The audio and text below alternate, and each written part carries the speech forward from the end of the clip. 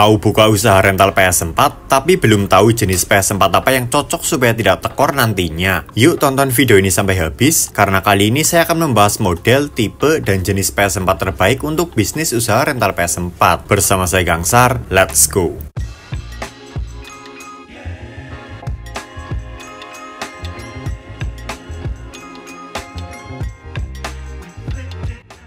PS4 mempunyai banyak model, ada Fat, Slim, dan Pro. Lalu ada banyak jenis firmware, original, hand, dan clone. Tak lupa ada banyak sekali seri 10, 11, 12, 20, 21, 22, 70, 71, dan 72. Hal tersebutlah yang membuat pusing calon gamer dan calon pengusaha rental PS4 untuk menentukan unit mana yang terbaik baginya. Karena jika sedikit saja salah dalam memilih PS4 bisa membuat boncos usaha rental. Usaha rental PS4 memang tengah booming akhir-akhir ini, sehingga menarik banyak perhatian para pengusaha untuk membuka peluang di lini usaha ini. Tapi tak jarang banyak calon pengusaha rental tersebut yang sudah dibuat pusing duluan dalam memilih PS4 karena mereka basicnya bukan gamer konsol. Maka dari itu kali ini saya akan membuat video yang bisa dijadikan kitab untuk calon pengusaha rental PS4 guna memilih PS4 mana yang terbaik untuknya. Saya jamin PS4 yang saya sarankan nanti akan fleksibel, murah, dan sangat cocok untuk usaha rental PS4. Jangan khawatir, saya tidak sembarangan dalam memberi rekomendasi karena basic saya adalah gamer konsol, mantan penjaga rental PS3 dan PS4 selama 3 tahun, punya usaha sewa keluar harian PS3 dan PS4 untuk daerah Purwokerto Banyumas, dan saya juga cukup punya banyak relasi dengan pengusaha-pengusaha rental PS3 dan PS4 di daerah. Oke, tanpa berlama-lama lagi, langsung saja kita masuk ke pembahasannya.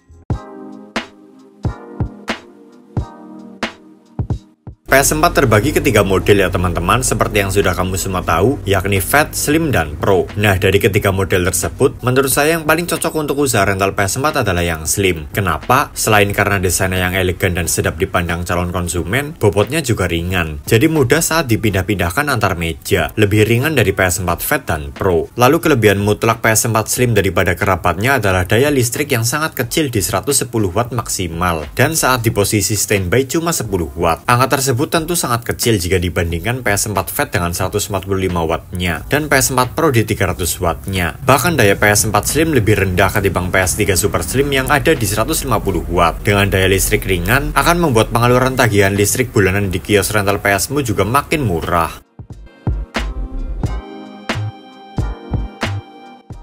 PS4 terbagi ke banyak seri. PS4 Fat mempunyai seri 10, 11, dan 12. PS4 Slim mempunyai seri 20, 21, dan 22. Terakhir PS4 Pro mempunyai seri 70, 71, dan 72. Nah, karena tadi kita sudah memilih PS4 Slim guna dijadikan unit inti di usaha rental PS, maka pilihan kita ada di seri 20, 21, dan 22. Dari ketiga seri tersebut, saya akan menyarankan semuanya, karena jujur perbedaannya tidak sesignifikan itu, bahkan cenderung sama saja. PS4 Fat seri 10 dan 11 saja masih worth it untuk dimainkan, apalagi model Slim yang secara mesin lebih baru. Semua seri PS4 Slim saya jamin ampuh untuk diajak bermain game ringan maupun berat. Suhunya adem dan kipasnya senyap, bahkan lebih senyap dari PS4 Fat dan Pro. Jadi jangan pilih-pilih seri ya kalau PS4 Slim.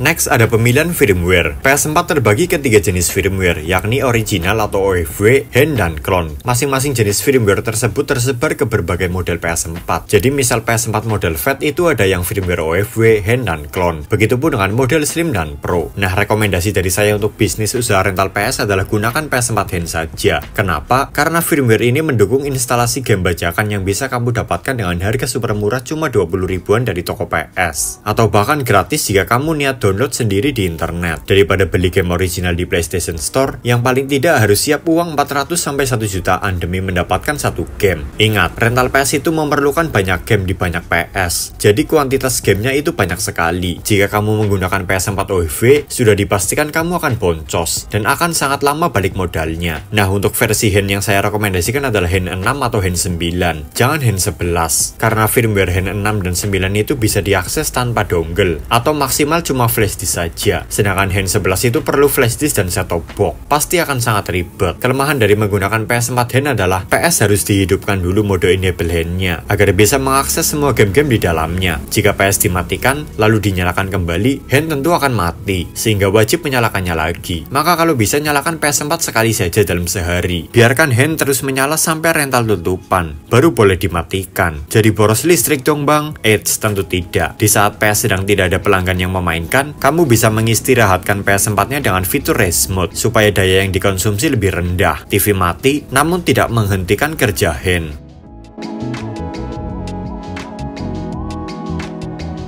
Rekomendasi selanjutnya adalah pilih PS4 yang memiliki kapasitas penyimpanan harddisk 1TB saja. Yang 500GB sudah tinggalkan. Kenapa? Karena PS4 500GB hanya bisa menampung game sebanyak 5-10 judul saja. Biasanya 10 judul untuk game yang ringan-ringan. Sedangkan kalau diisi game berat seperti RDR 2, GTA 5, hanya muat 5 judul saja. Contoh PS4 500GB milik saya sekarang malah cuma muat 4 judul game saja. Sementara dengan PS4 1TB, game yang ditampung bisa 2 kali lipat, mulai belasan hingga 20 judul. Itu sangat membantu bagi konsumen rental PS nantinya, karena konsumen rental tidak hanya datang dari satu golongan saja, bisa anak-anak, remaja, sampai dewasa. Nah, golongan anak-anak itulah yang biasanya suka gonta-ganti game. Setidaknya dengan PS4 1TB kita sudah siap banyak game. Tidak ada opsi PS4 dengan kapasitas harddisk di atas 1TB ya teman-teman, karena Sony tidak menyediakannya. Palingan kamu harus menggunakan harddisk eksternal sebagai penyimpanan tambahan. Caranya sudah banyak tersebar di YouTube. Sementara ini saya masih belum bisa membuat video tutorialnya karena sedikit terjadi masalah.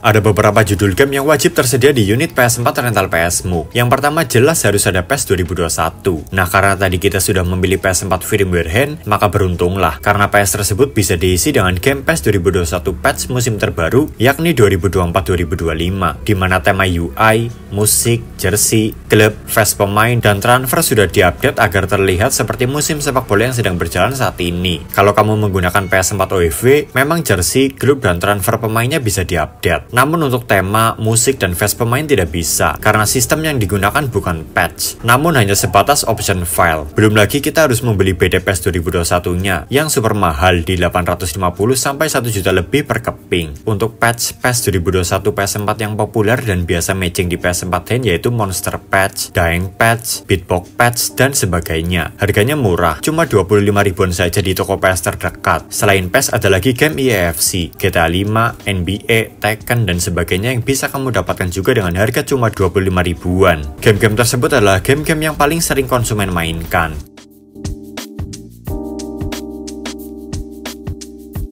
Jika kamu sama sekali tidak bisa menemukan PS4 dengan ciri-ciri di atas, ya sudah, kamu bisa menggunakan semua model, tipe, dan jenis PS4 hand apapun yang tersedia. Yang penting hand ya, mau yang Fat atau Pro, penyimpanan 500GB saja, tidak apa-apa. Ini karena masalah situasi dan kondisi yang tidak bisa kita kontrol. Namun tetap saya sarankan, jika ada dan memungkinkan ya beli yang sesuai saran dari saya tadi. Kalau adanya PS4 OFW gimana bang? Tetap akan saya bilang yang hand saja. Sebenarnya PS4 OFW bisa-bisa saja untuk rental PS4, tapi lebih disarankan untuk digunakan di rental PS4 yang high level saja, karena konsumennya banyak yang ingin bermain online, yang biasanya harga per jamnya mencapai belasan ribu, lokasinya di kota. Bahkan rental PS4 milik Ferry Pratondo yang baru dan elite saja memakai yang hand.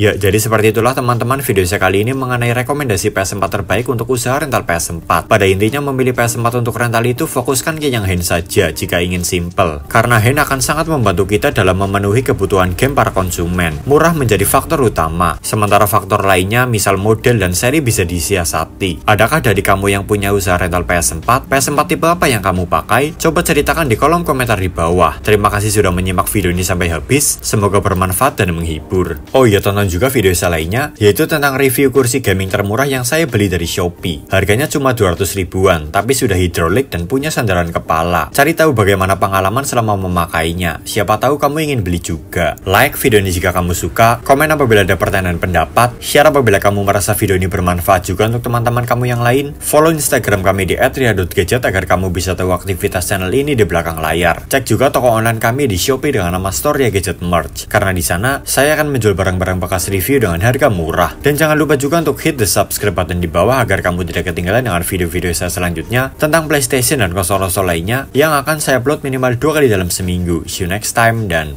bye.